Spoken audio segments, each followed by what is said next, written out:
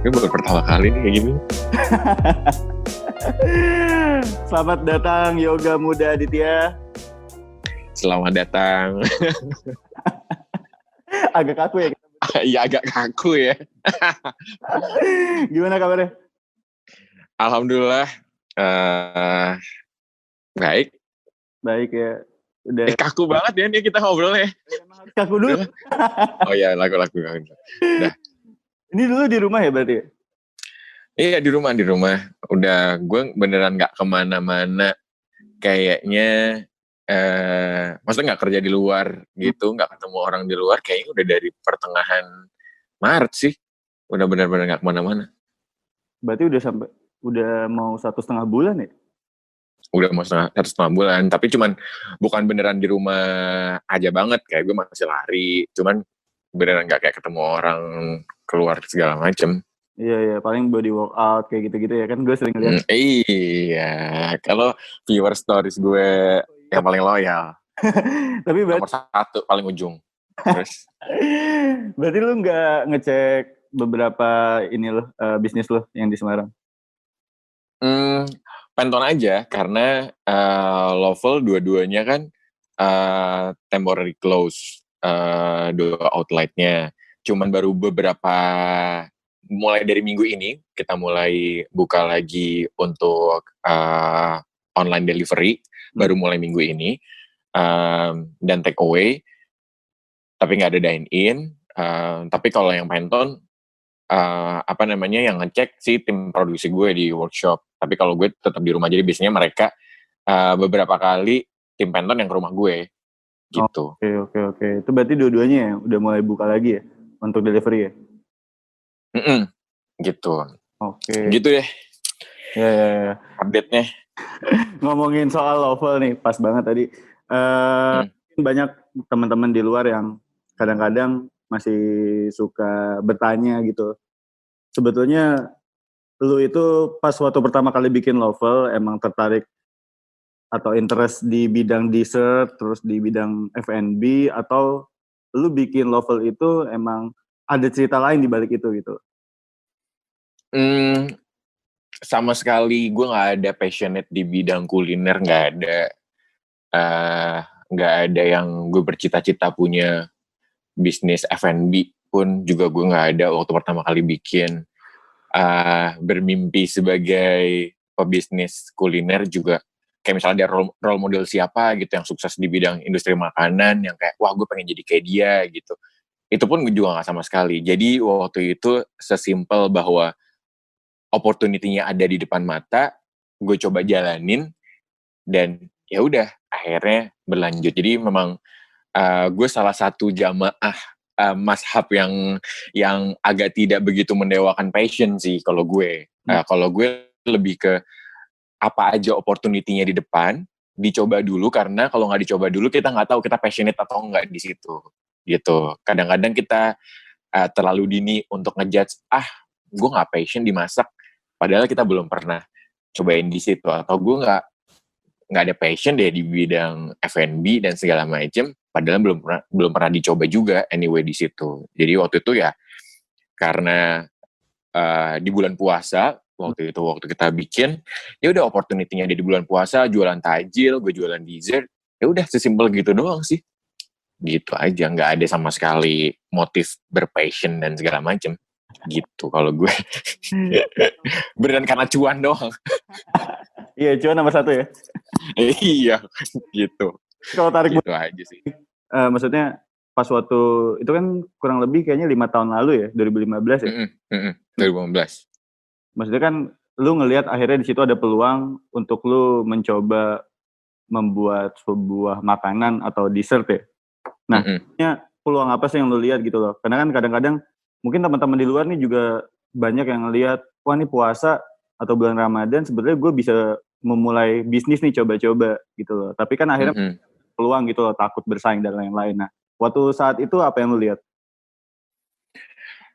Waktu itu memang peluangnya benar-benar di depan mata, di mana gue ngelihat bulan Ramadan pada jualan snack buat tajil segala macem. Ya udah, kenapa gue nggak ikutan cobain aja, toh resikonya hampir nggak ada gitu, yang resiko bener paling resikonya nggak laku, yang itu paling kita cuma modal meja dan makanan yang buat hari itu aja gitu, bukan yang maksud gue yang rugi yang kalau sampai kita rugi itu sampai kita harus ngutang ke mana-mana dan segala macam. Jadi peluang itu gue ambil karena memang bener-bener resikonya juga, ya paling kalau nggak laku itu cuma habis berapa ya dagangan hari itu gitu loh. Jadi kayak langsung dijalanin aja gitu. Sambil kalau gue belum cerita lagi, Pantone pun gue jalani bukan karena gue passionate di bidang percetakan, gue juga nggak ada sebegitunya banget sama desain, gue cuman bisa desain ala kadarnya aja, nggak ada bayangan sama sekali masuk ke wedding industry, itu juga bener-bener karena peluangnya aja. Jadi kalau tadi gue cerita sama tentang Lovell, gue ngeliat peluangnya di Pantone adalah ketika Lovell udah jalan, terus kemudian gue nyari peluang lagi nih, apa yang gue bisa lakuin ya? Tiba-tiba temen gue nanyain, "Gak, lo boleh bantuin gue ngedesainin undangan gue gak? Lo kan bisa desain dikit-dikit gitu, jago kok lo," gitu. Akhirnya gue bikinin, kata dia, "Ntar gue nyetak sendiri deh ke percetakan," gitu. Ya udah, tapi waktu itu gue desain belakangnya udah gue kasih brand, yang suka-suka gue aja brandnya. Gue cari nama brand, kayaknya Pantone, kayaknya dari pen sama tone, kayaknya enak tuh Pantone. Ya udah, kebetulan dia Orkai nih, anak Orkai. Jadi tamunya banyak, kelas tamunya juga high end, ya. Jadi begitu akhirnya undangannya disebar ke mereka, banyak banget yang nanyain itu undangan Pantone tuh di mana gitu. Akhirnya di situ gue nanya, "Lo kemarin nyetak undangan lo tuh di mana?" gitu. Akhirnya dia ngasih tahu ke gue berapa harga cetaknya. Pas gue bandingin sama harga undangan di pasaran, wah anjir cuannya lumayan juga ya gitu. Langsung akhirnya kayaknya gue bisnis undangan deh gitu loh. Jadi kayak beneran sesimpel nggak ada passion di mana-mana dan segala macam, gue coba deh, gue masuk gitu. Dan akhirnya ya udah, akhirnya jalan dan segala macam, dan malah justru sekarang malah jadi yang sekarang jadi fokus utama gue malah ada di situ gitu. Yang dulunya awalnya cuman gara-gara itu gitu. Jadi peluang itu tuh bisa buat temen-temen yang lagi nyari peluang, kayak bisa ada di mana aja. Temen lo minta bantuin ngejualin barangnya dia, misalnya kayak punya sepatu, jualin dong, cobain aja jualan sepatunya, akhirnya jadi kenalan sama industri sepatu kan, Iya. gitu-gitu. Jadi kayak gitu-gitu, nggak perlu passionate di bidang sepatu juga anyway buat mulai gitu, menurut gue ya. Iya, tapi gue kan udah kenal lu nih, gue udah kenal lu lumayan lama. Dan emang sebetulnya cerita lu itu, kalau menurut gue sendiri itu sangat menarik gitu loh. Kenapa? Karena lu dari 2 bisnis yang lu jalanin sekarang kan semuanya berawal dari adanya peluang, terus lu akhirnya coba-coba, dan akhirnya works gitu loh. Ya kan? Iya, worse, dan akhirnya gue suka gitu. Jadi kalau sekarang tanyain, lo passion lo apa gitu, kalau sekarang akhirnya ditanyain, masa lo nggak punya passion gak? Dan orang kayaknya kalau bisnis tanpa ada passion, kayaknya dia gampang nyerah di tengah jalan gitu. Kalau misalnya ada kayak gini nih, lagi ada pandemi, bisa lagi uji dan segala macam. Yang gue bikin bertahan adalah akhirnya gue nemuin passion gue itu create sesuatu gitu. Jadi mau apa aja barangnya, jadi medianya ini bisa macem-macem. Gue bisa create F&B nih, itu kayak gue passionate tuh creating something tuh gitu. Jadi akhirnya gue happy. Jadi bukan medianya yang akhirnya jadi patokan gue harus kemana, tapi kayaknya gue emang passionate bikin sesuatu deh gitu. Jadi mau bikinnya undangan kayak, mau bikinnya F&B kayak, besok lagi mungkin gue bikin clothing line, itu emang passionate-nya emang bikin sesuatu gitu. Jadi suka aja bikinnya gitu. Lu gatel ya? Tangannya gatel? Iya gitu loh. Gitu. Tapi next...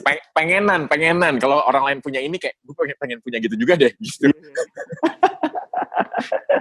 Emang harus berkaca sama lu kayaknya ya. Kalau kan sekarang kondisinya kayak gini ya, berarti pandemi kayak gini, mungkin kayak orang-orang macam lu kan akhirnya otaknya ini muter nih, berpikir lagi. Nah, lu udah plan belum? Kira-kira setelah Lovell, setelah Penton, next step ngapain lagi gitu, terutama di kayak gini. Oke, jadi gue ini kalau gue sebagai salah satu yang bisnis yang terdampak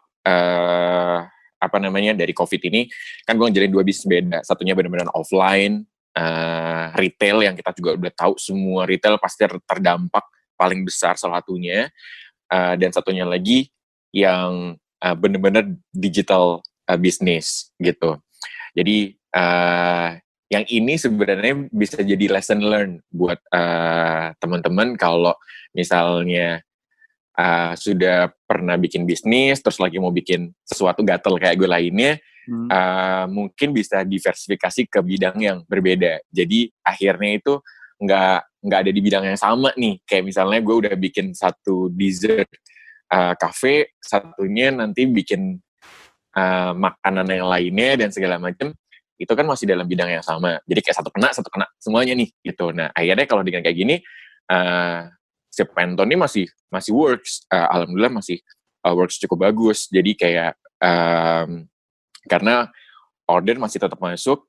Karena kan order yang sekarang kan bukan berarti mau kawinnya sekarang, bisa buat kawinnya November, Desember gitu-gitu. Jadi cash flow masih terus jalan. Jadi itu yang membuat akhirnya jadi gue alhamdulillahnya gue punya 2 bisnis yang cukup berbeda. Itu yang mungkin bisa menjadi pelajaran buat teman-teman yang akhirnya kalau mau nanti expand bisnis tuh apakah mendingan ke bidang yang sama atau ke tempat yang lainnya, mungkin bisa jadi pertimbangan. Terus kalau masalah planning, kayak gue tuh ngelawatin fase di mana yang awalnya was-was, yang awalnya tenang, ya udahlah, ini kayaknya bentar doang, kayak paling bentar lagi juga selesai, nggak akan segini parah. Sampai akhirnya kondisinya makin ngeliat di berita, wah anjir ini sampai kapan ya beginian ya? Ketidakpastian ini yang bikin, waduh gue harus tutup sampai kapan nih gitu kan? Gue was-was dan segala macam. Nah di situ gue mulai bikin planning. Gue bilang jadi gue meeting besar sama anak-anak. Kayak di Penton waktu itu, gue inget, gue bilang sama mereka, kita harus bikin planning, yang semoga planningnya ini nggak sempat kita jalanin. Nah, gue bilang di pertama, karena semoga akhirnya dampaknya tidak begitu besar, tapi kita harus bikin plannya dulu. Once ternyata plannya harus dijalanin, kita udah siap. Gitu. Jadi kita udah bikin plan dari yang, oke, bentar lagi Ramadan, apakah kita bikin ini ya, bikin kotak buat hampers ya, nanti kita jualin aja ke tempat bakery dan segala macam yang mereka butuh hampers dan segala macam, kotaknya itu kita yang bikin gitu. Di situ gue juga mikir, apakah kita mau bikin brand sendiri yang khusus kita bikin brand khusus bikin kotak kado ya. Gue mikir bikin brand susah, gue harus creating dari awal, keburu nggak bisa bayar karyawan ya. Gitu, kalau jadi kayak kelamaan kalau bikin brand dulu. Gue bikin gimana yang paling cepat bisa dieksekusi dalam waktu kurang dari sebulan. Oke, resource kita apa aja, kita list down. Pokoknya kita harus bikin gimana caranya ketika kita bikin plan bisa dapetin revenue secepat mungkin. Jadi kita list down dulu, kita tuh punya resource-nya apa aja. Oke, mesin kita punya, terus kayak ibu-ibu yang pengrajinnya ada dan segala macam. Kayaknya ya udah deh kita bikin box kado dan segala macam itu kita jualin aja langsung ke yang ngebutuhin, business to business, B2B-nya aja gitu. Jadi biar langsung laku banyak gitu.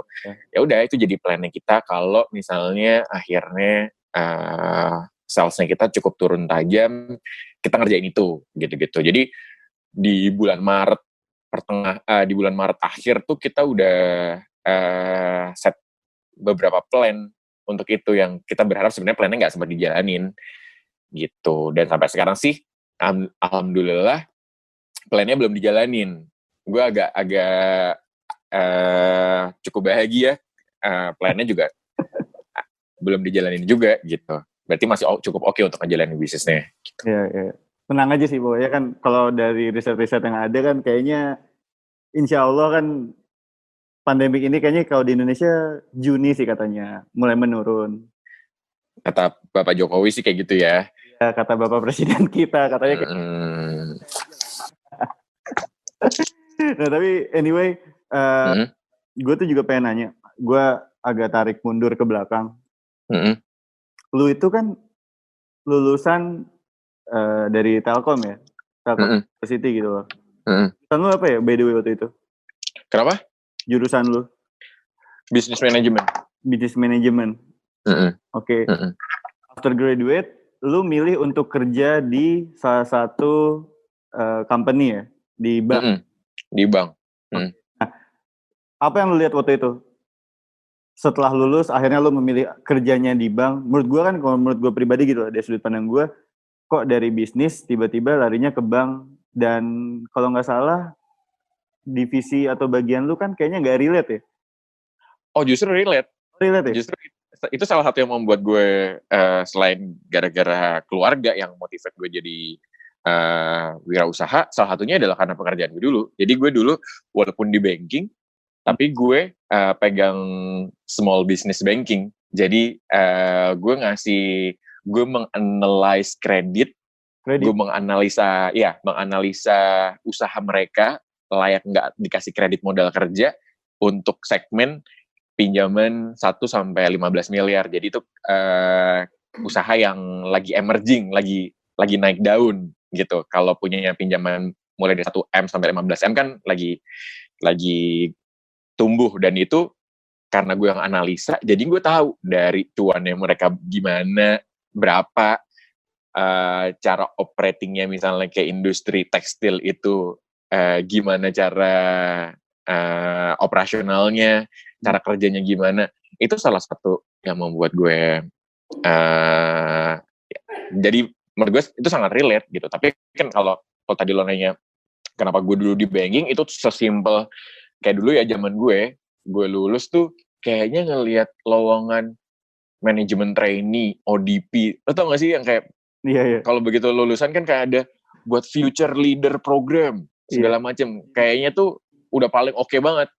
Kayak wah, sukses gue di sini nih. Jadi kayak gue begitu ngelihat ada satu lowongan di Maybank waktu itu, gue ada manajemen trainee itu, ya udah gue nge-apply situ. Jadi bukan karena bankingnya yang gue pengen, tapi karena wah ini kayak buat future leader nih, gitu future leader program, ya udah gue masuk gitu aja waktu itu. Dan akhirnya pas masuk ternyata gue ada di divisi yang itu tadi. Jadi kalau gue boleh cerita, di dalamnya itu karena gue ketemu sama business owner si SME, small business tadi, yang justru di ojok-ojokin kayak, udah lo mendingan lo ngapain sih karena jadi karyawan kayak gini, lo mendingan jualan kain gue, lo mendingan jualan kacamata gue, gitu-gitu loh. Jadi kayak justru mereka yang mendorong gue, lo ngapain sih kerja di bank kayak gini ngurusin gue, lo udah mendingan bisnis aja dan segala macem. Di situ gue dapetin banyak insight yang salah satunya yang gue pegang, yang gue suka bilang sama anak-anak sekarang. Lo pasti juga sering dengar kalau orang bilang, gue mau jadi karyawan dulu deh, kayak nanti mau nabung modal dulu, kalau udah dapat modalnya gue baru bisnis. Sering banget dong lo pasti kayak dengar kayak gitu. Iya kan, sering dengar kayak gitu. Nah itu salah satu alasan gue waktu itu, sempat gue bilang ke salah satu nasabah gue, dan mereka bilang itu cuma alasan buat orang-orang yang cemen aja, karena lo modalnya berapapun nggak ada yang jamin lo akan sukses bisnisnya dengan modal segitu kan.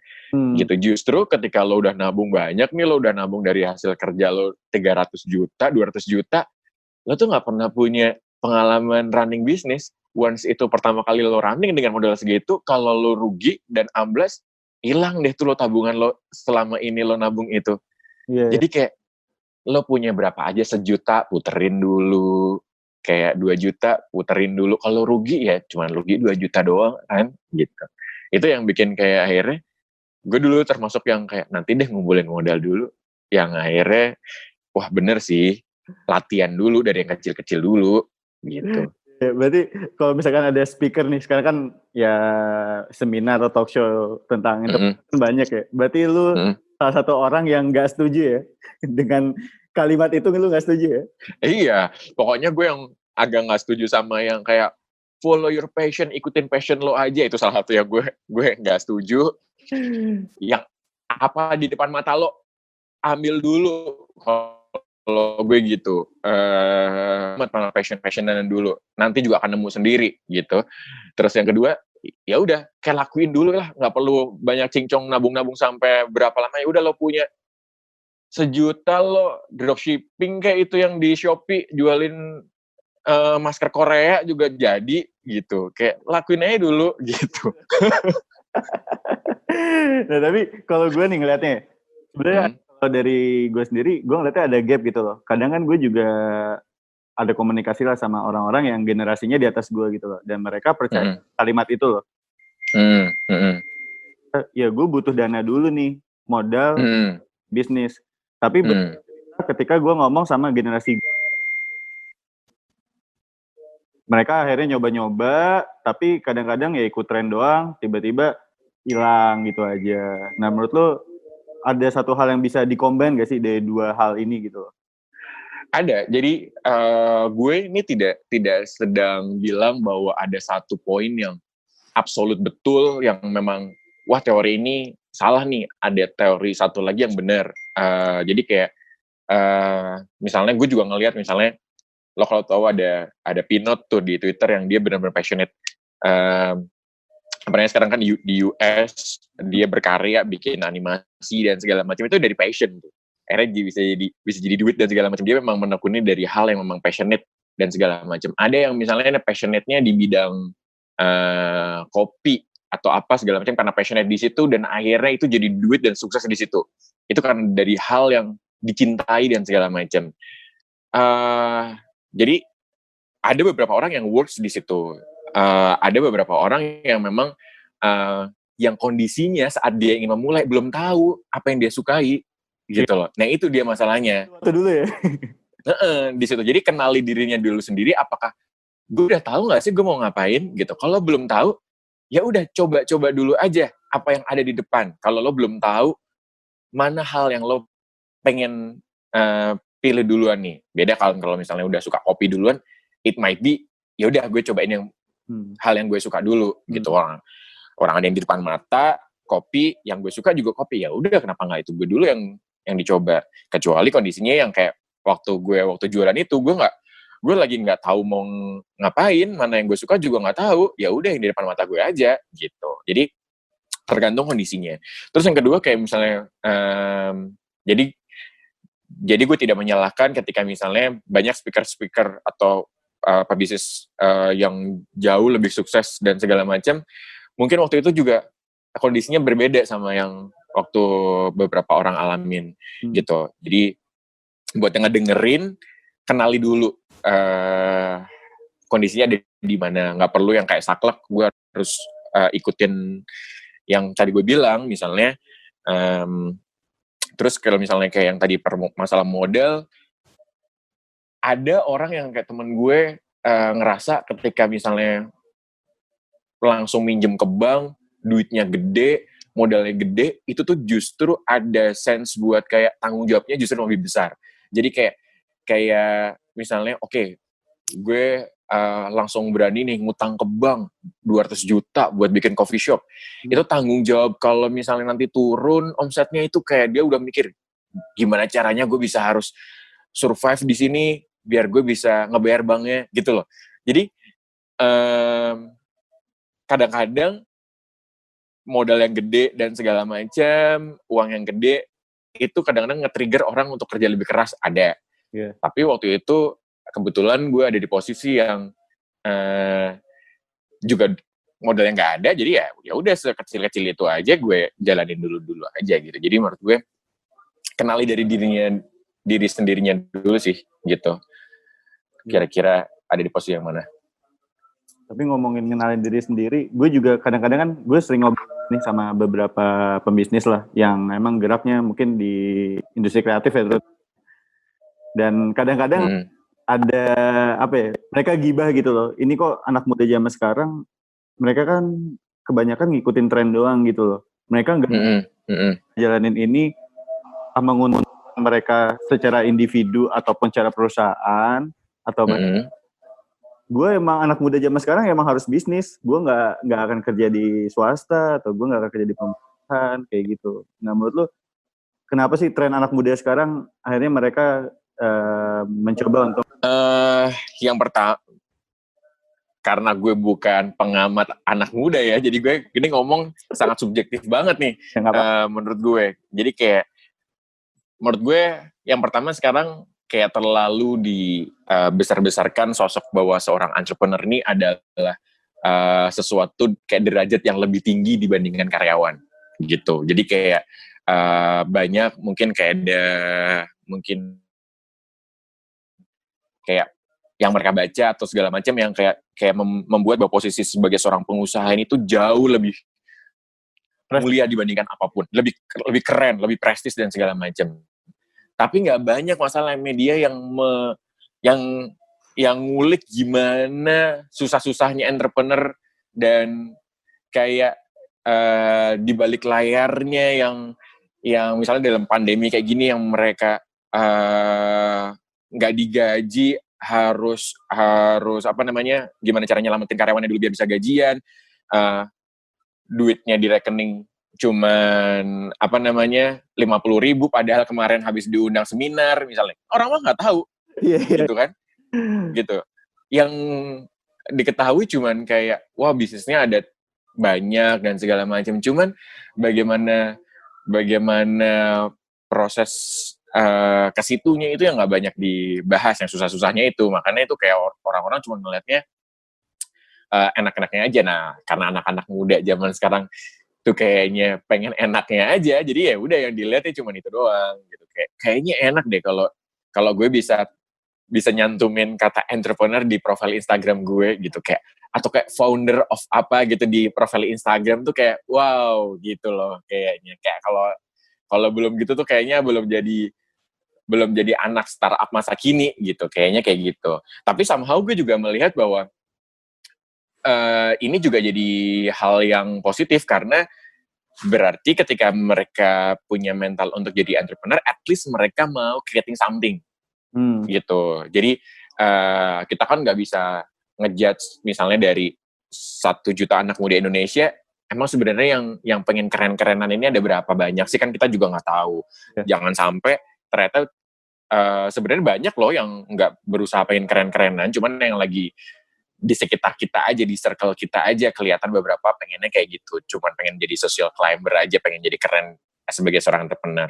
Tapi yang beneran di balik layar, nggak kayak expose media, yang di belakang creating benar-benar berkarya itu sebenarnya juga banyak gitu. Jadi menurut gue justru makin banyaknya sekarang seminar entrepreneurship, kayak podcast kayak gini mungkin dan segala macam, at least walaupun mereka ikut-ikutan ke hal yang positif gitu. Jadi kan akhirnya mereka belajar gimana marketing produk, gimana caranya mereka belajar branding dan segala macam. Itu jadi hal yang positif, terlepas dari akhirnya mereka nanti mentalnya nggak kuat, nggak ada yang salah dari proses belajarnya kemarin selama 1 tahun ikut-ikutan.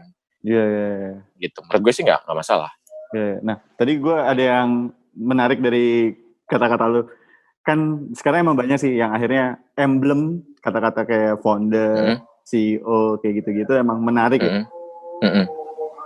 Macam LinkedIn dan lain-lain untuk profiling mereka nge-branding. Nah, tapi kadang-kadang mereka juga sebetulnya ya, mungkin belum siap untuk transfer ke orang lain. Tapi pengen gitu loh, mereka pengen nyoba. Karena gue udah mencoba sendiri bisnis walaupun baru berapa bulan misalkan, ya gue harus sharing gitu loh ke orang lain. Nah menurut lu orang-orang yang seperti itu ya, gue nggak akan ngecap mereka salah atau enggak, tapi menurut lu apakah yang mereka lakukan ini stepnya itu salah? Atau memang ya udah gue trial dulu aja, mungkin bisnis yang gue jalanin, proses yang gue jalanin emang ini layak diceritakan ke semua orang kayak gitu. Kalau gue melihatnya lebih positif juga sih di situ. Justru gue melihat bahwa orang-orang yang sebenarnya mungkin mereka tidak begitu expert di bidang marketing misalnya, tapi mereka menyuarakan bagaimana tentang marketing kayak di LinkedIn, mereka ngepost sesuatu tentang marketing dan segala macam. Menurut gue seharusnya tidak masalah kita lihatnya bahwa di situ buat dia personalnya itu dia lagi proses belajar loh gitu, proses belajar yang kadang-kadang itu ketika dia mau ngepost sesuatu tuh dia juga belajar dulu biar nggak malu-maluin. Jadi kayak akhirnya dia mau nge-share sesuatu tuh dia juga akhirnya belajar dulu. Kayak misalnya kadang-kadang gue jujur, misalnya gue lagi mau ngisi kelas business planning misalnya. Gue juga nggak se-expert itu business planning yang bisa sampai gue bisa bisa share itu.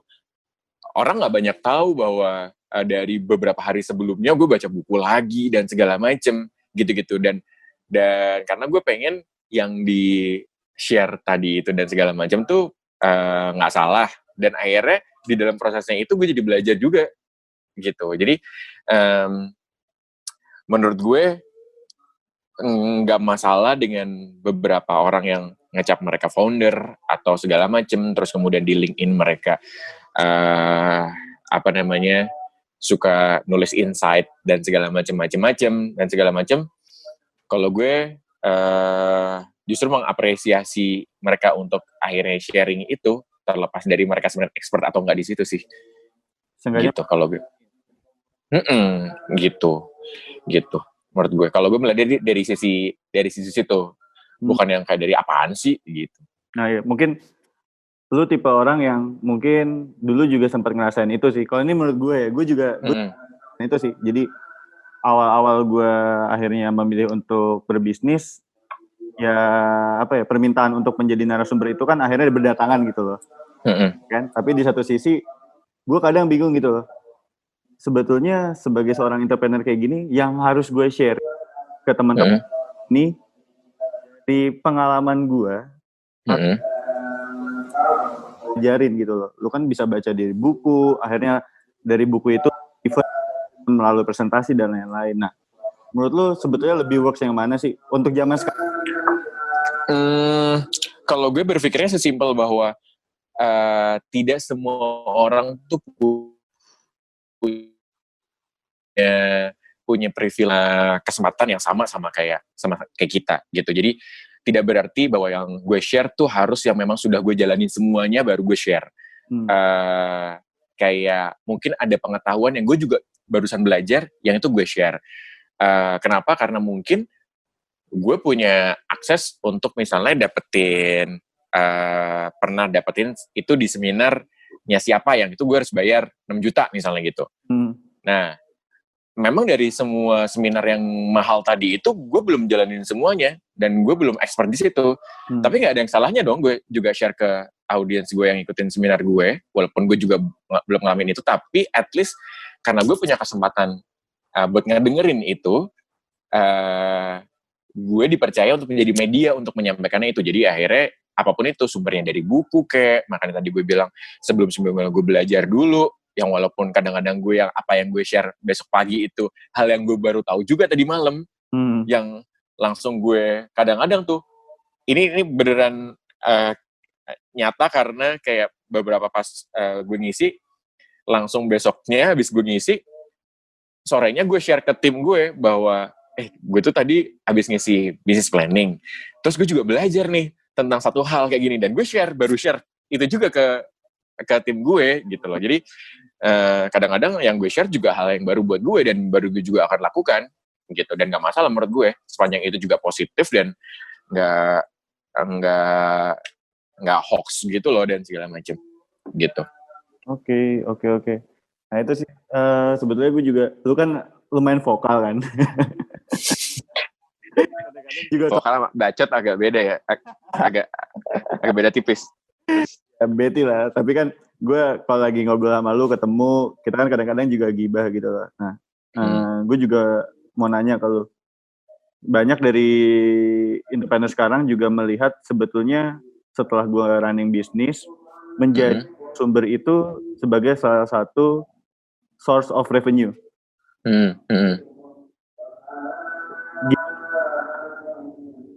Hal-hal yang kayak gitu. Oh, kalau gue kalau ini disclaimer bahwa tidak ada yang salah dari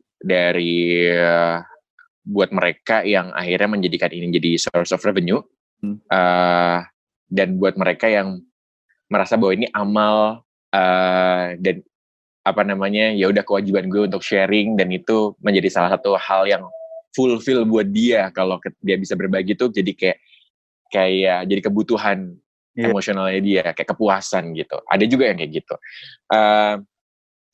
Kadang-kadang juga kita kan nggak pernah tahu motif seseorang ini nge-charge-nya besar itu gara-gara memang dia butuh duitnya, atau memang ada motif lain.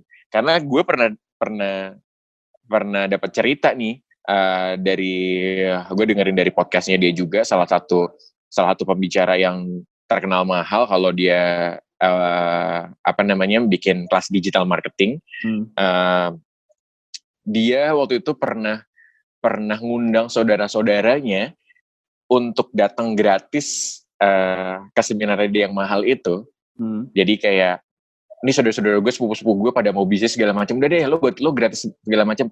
Akhirnya nggak ada tuh saudara-saudaranya yang akhirnya sampai sekarang berhasil ngejalanin itu, si hasil dari seminarnya saudaranya tadi.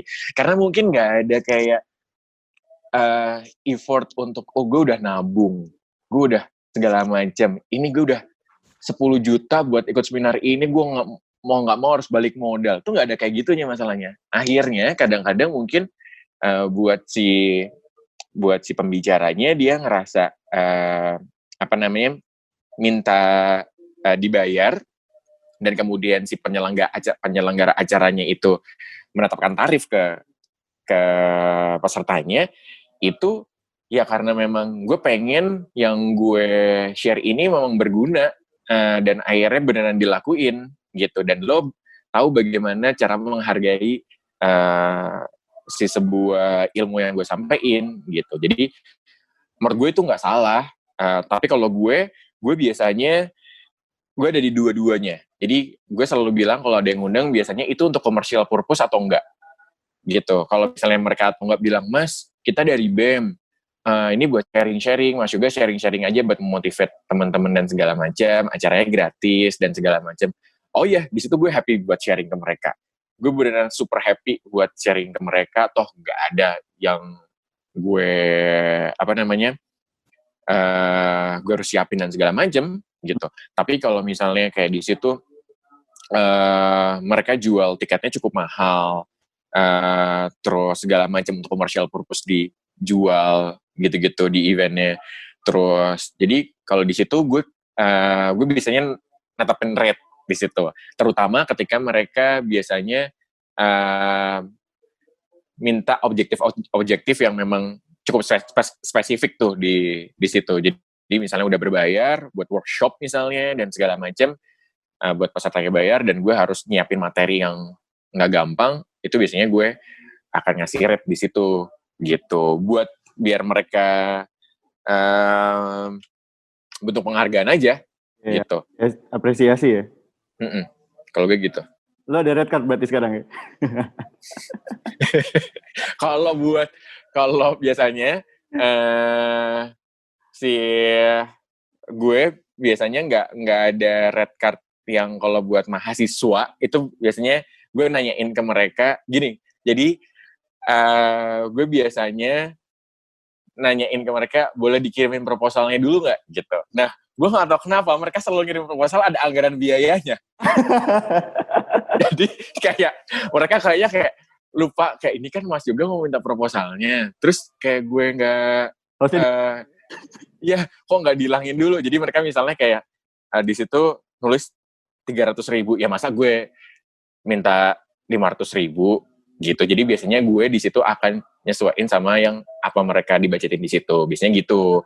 Tapi kalau kayak misalnya waktu itu ada company, beberapa company kayak Wardah, Telkomsel, nah gitu-gitu. Kalau kayak gitu-gitu udah jelas itu untuk commercial purpose-nya mereka mau branding di situ, mau dan segala macem. Kalau itu biasanya gue kayak netepin rate sendiri, kayak tergantung sama objektifnya mereka. Kayak waktu itu ada workshop marketing buat Wardah. Waktu itu ya udah, kalau kayak gitu emang buat company, ya udah gue masa buat Wardahnya aja dapetin benefit di situ, lu nya enggak. Iya. Gitu. Nah, gitu aja. Kalau ngomongin soal red card nih, kan akhirnya beberapa tahun belakangan gue akhirnya banyak bersinggungan lah dengan beberapa influencer dan lain-lain. Nah, menurut gue menarik sih gue melihat bisnis ini sebenarnya bentuk bisnis juga ya, manajemen ya. Ketika orang memasang tarif standar untuk mereka untuk mengisi seminar, talk show dan lain-lain kayak gitu. Menurut lu sendiri ada nggak sih mungkin menjadi tolak ukur mereka untuk masang harga segitu gitu loh? Karena gue juga kadang-kadang kaget ngelihat harganya yang surprisingly, wow, untuk sekian jam doang bayarnya segini ya, untuk lu sharing-sharing doang gitu loh.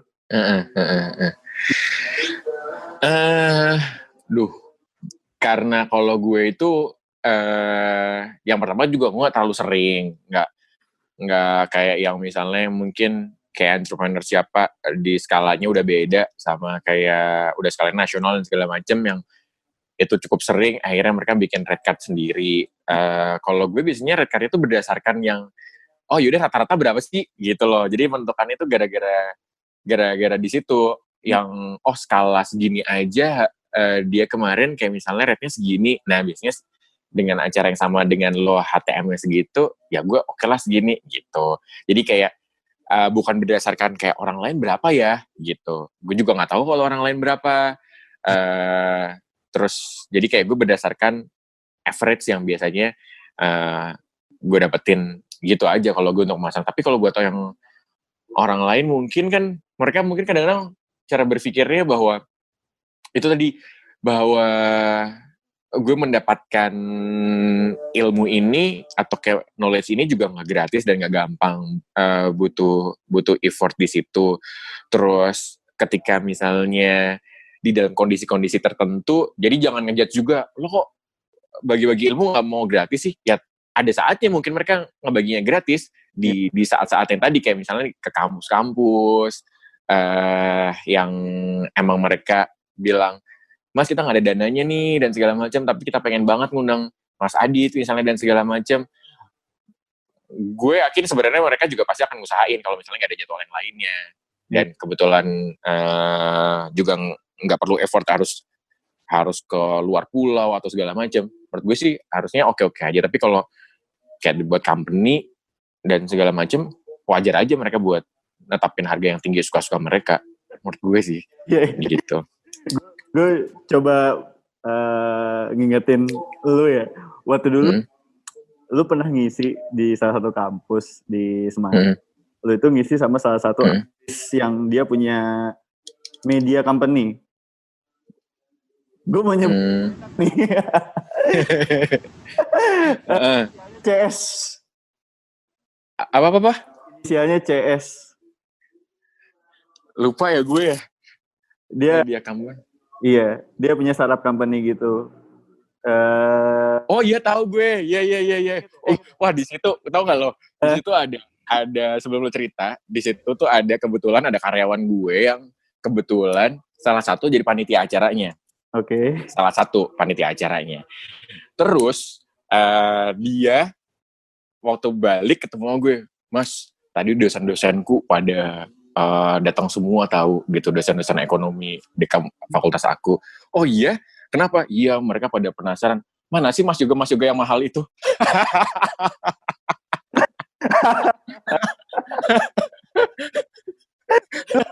Mahal ya waktu itu ya? Iya, loh kok gitu? Gitu. Iya, mereka gitu Mas, gitu. Karena kayaknya beberapa minta persetujuan dosen tadi atau kayak dosennya mungkin kayak pembina himpunannya atau apa gitu kayak jadi tahu anggaran dan segala macam. Loh, kenapa bawa tarif? Jadi penasaran. Nah itu kadang-kadang kan berarti operator acaranya ini kan ngelihat nih sebenarnya seberapa besar sih impact-nya si narasumber ini ketika gue bayar sekian gitu loh. Nah pas waktu lu isi di acara itu, gue ya waktu after eventnya gue tuh nanya gitu loh, salah satu panitia, itu orang dibayar berapa sih gitu, dan menurut gue fantastis gitu loh angkanya. Ini bukan lu ya, si orang itu ya, Iya. Dan nah kan gue belum nanya ke lu nih. Pas waktu itu 2 tahun yang lalu ya kalau nggak salah ya. Apakah gue pokoknya 2 digit ya, tarifnya 2 digit aja. Dengan 2 digit ini, dengan apa yang dia sampaikan, apakah dia sampaikan ini sebuah mungkin motivate buat teman-teman yang dengerin, ataukah sebuah mungkin ada learning sesuatu yang bisa dipelajari sama teman-teman gitu loh. Dan itu sesuai dengan budget yang dikeluarin sama pengelola acara gitu. Karena waktu itu gue sama sekali nggak tahu kalau harus mengevaluate impact-nya dia, karena memang gue juga tidak berbicara dengan audiensnya setelah acara itu, dan gue tidak mendengarkan full bagaimana dia, jadi kontennya seperti apa juga gue nggak tahu apakah worth atau enggak kalau ngomongin fee itu. Tapi apa? Lu cabut duluan ya? Males lihat dia ya? Iya, cabut duluan. Terus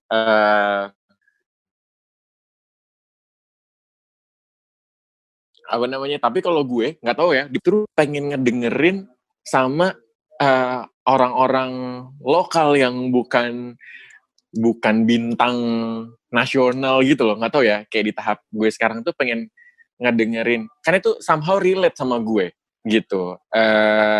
Ada di level yang hampir sama. Jadi kayak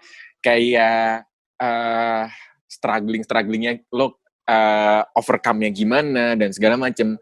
Soalnya kadang-kadang ketika misalnya ada yang bisnis dari ibu kota gitu ya, misalnya udah skala nasional dan segala macam, mereka punya privilege dekat dengan orang-orang yang memang kayak misalnya ketemu sama foundernya startup A, B, dan C lebih banyak. Terus jadi untuk kolaborasi kesempatannya juga lebih besar dan segala macam. Jadi kalau mereka sama-sama bicara bilang, lo kolaborasi dong segala macam. Nah, mereka punya privilege yang jauh lebih mudah untuk bertemu dengan startup unicorn, dengan mereka bisa transfer knowledge secara lebih mudah. Di saat yang di Semarang harus ngundang dulu misalnya atau segala macam. Di luar pakai media digital tentunya. Tapi kalau misalnya gue sharing sama kayak apa nih, misalnya kayak pebisnis F&B sukses di Semarang. Nah, itu gue lebih justru akan suka ngedengerin dia gimana sharingnya gitu loh. Jadi kayak karena kita sama-sama bergelut di Semarang misalnya, lo gimana sih gitu-gitu. Itu tuh lebih nyampe ke gue gitu, lebih bermanfaat daripada ngedatengin yang udah punya franchise di 30 kota di seluruh Indonesia, padahal di Semarang dia nggak ada satu outletnya. Terus kayak misalnya kayak gitu agak jauh banget, gue masih belajar yang gitu-gitu kadang-kadang. Iya, oke. Nah, ini mungkin terakhir dari gue. Pertanyaan akan membuat lo sedikit berpikir. Untuk ini ada 2. Yang pertama dari bisnis lo, yang kedua dari pribadi lo sendiri. Role model lo ke depan, lo seperti apa untuk kedua bisnis lo, Lovell dan Penton? Oke. Dari satu lagi dari lo mau jadi seperti siapa? Gue ada 2 bisnis yang si foundernya dan si bisnis sekarang dari dulu tuh jadi role model gue secara bisnis dan secara founder. Om William Suryajaya, si foundernya Astra International. Okay. Itu jadi gue selalu mengidolakan dia dari dulu, dan gue pengen punya bisnis yang kayak Astra gitu, yang bisa segede Astra gitu. Gue kenapa Om William, gue belajar banyak banget bagaimana leadershipnya dia. Salah satunya di saat pandemi kayak gini. Waktu itu ada kasus di mana ketika lagi dia ada punya satu bank yang harus dilikuidasi waktu itu, lagi krismon, dan dia harus, kalau dia nggak dijual gara-gara krismon tadi, dia harus merumahkan banyak karyawannya dia.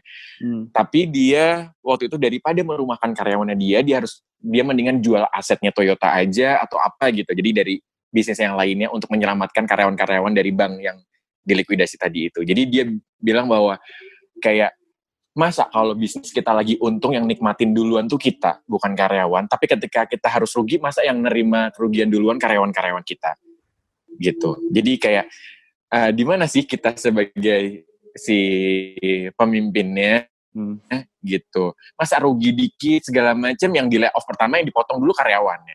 Tapi gilirannya bonus ordernya banyak segala macam, ya karena dapat bonusnya paling berapa sih? Tapi yang tajir duluan si ownernya gitu loh. Jadi itu tuh lagi persis banget sama yang kayak sekarang lagi pandemi kayak gini. Sebenarnya yang perlu diselamatkan duluan apakah personal si leadernya, apakah si karyawannya gitu. Karena mungkin aja sebenarnya si foundernya ini ketika atau si ownernya ketika outletnya tidak beroperasi, akhirnya nggak ada revenue, nggak gajian nih, dia masih punya saving, punya emergency fund, karena dia udah punya banyak tabungan gitu.